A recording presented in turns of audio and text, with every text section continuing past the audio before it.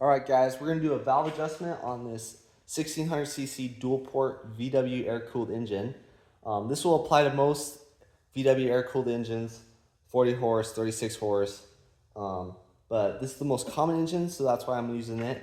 It hasn't run in many years. I'm gonna be doing a full rebuild on it, but it's a good, I can show you guys how to work on it.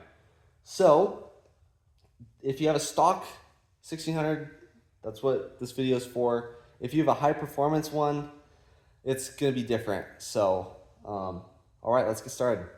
All right, so the first thing is to know where your cylinders are. So this is a good chart. You could take a screenshot. It's really helpful.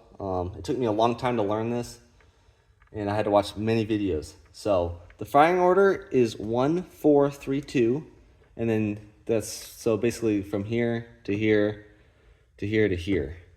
And that's how the firing order is, so it goes around like that. Here's your distributor cap. I will show you on the engine, but you're gonna want this engine on top dead center when you start the valves. So let's go there. So on this engine, this is gonna be cylinder 1 and cylinder 2. There's little marks.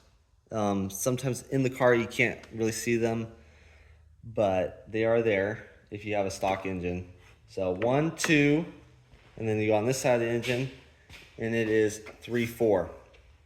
You can always go back to the whiteboard. That really helps. You're going to want to take the cap off the distributor, and so I actually have it in top dead center right now. So how I know is this. So there's actually two sides. Right now the mark, I don't know if you can see it, there's a mark right here, and you're going to want to line it up right with the center of the case. Now, if you just look at this, it can be on cylinder 1 or cylinder 3. So that's where I take the cap off, and I trace the spark plug wire back to cylinder 1. So I pull cylinder 1, and it pulls this guy, and that is where this guy lines up. So it's on cylinder 1, because sometimes you can put on this mark, and it will actually be on cylinder 3, which is wrong. I've done that too many times learning. So it's right in the middle there, and that's where you want it. So, all right. So it's on top dead center. You're gonna be on the right side of the engine if you face the rear of the car. And so, all right, I'll show you how to do it.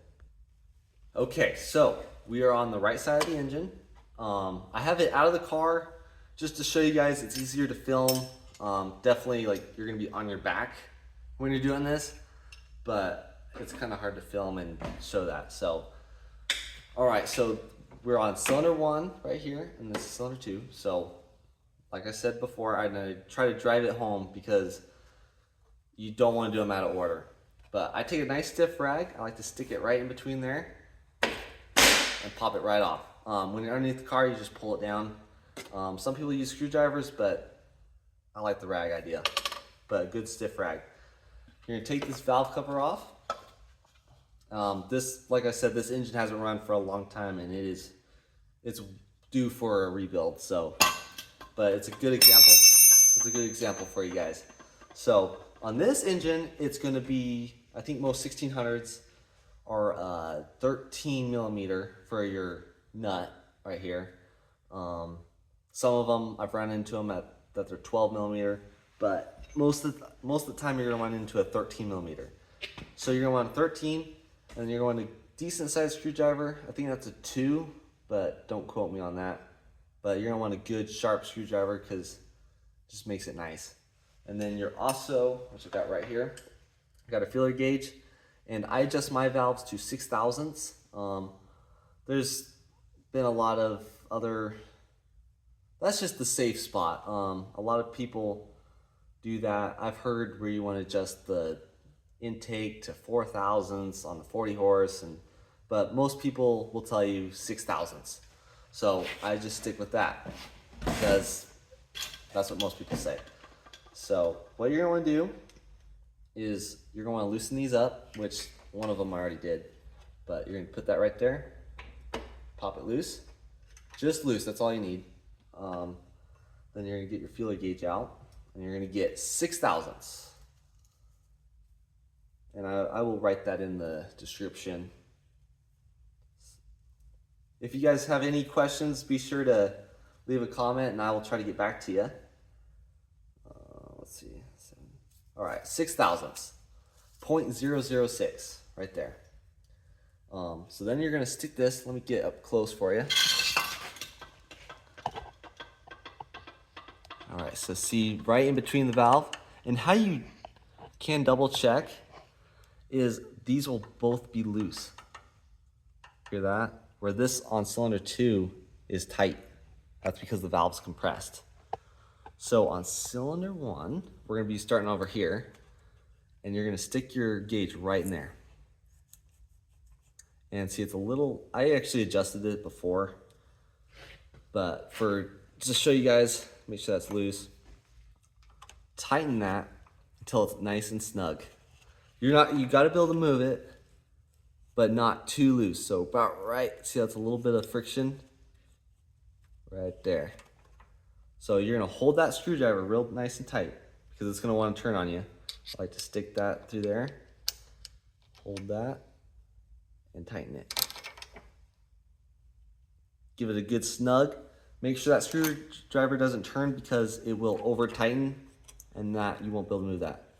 But just a little bit of snug, perfect right there.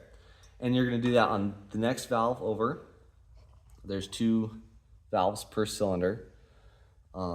So I like to actually do it backwards from the firing order so I can stay on this side of the engine because the firing order is 1, 4, 3, 2. So I'd actually, if you did it in order, you'd be going from 1 to 4 to 3 and then back here to 2. So what I like to do is I like to do cylinder 1 and then 2. I'll show you how to do that. Let's move over here. So like I said, the engine will fire on, it's going clockwise. And so it's gonna be, we're on top dead center, so it'll be going over to 4. But if you go backwards, it will be on cylinder 2.